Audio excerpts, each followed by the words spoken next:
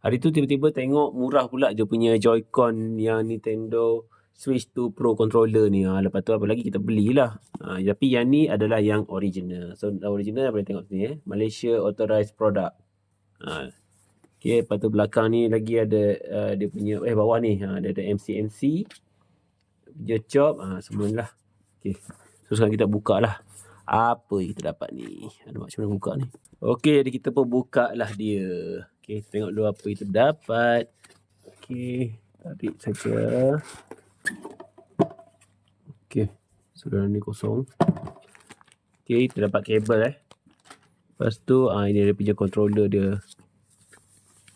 Ui, berat juga. Terasa dia punya kualiti tu. Ya, inilah dia. Switch 2. Cantik. Ini bahagian belakang dia. Bawah ada GR dengan GL. Itu bahagian depan dia. Dia memang nampak terbalik sebabnya bila kita main macam ni, kita tengok macam ni. So, nampak teruslah L dengan ZL, ZR, R. Okay. Okay, so dapat dah ni. So, apa lagi? Bolehlah kita simpan dalam beg ni. So, kalau dalam beg ni, dia duduklah dekat sini.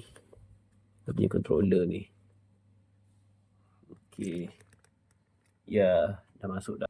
So, kalau siapa yang nak beli, memang boleh beli controller ni. Okay. Baiklah. Dah cukup set dah ni.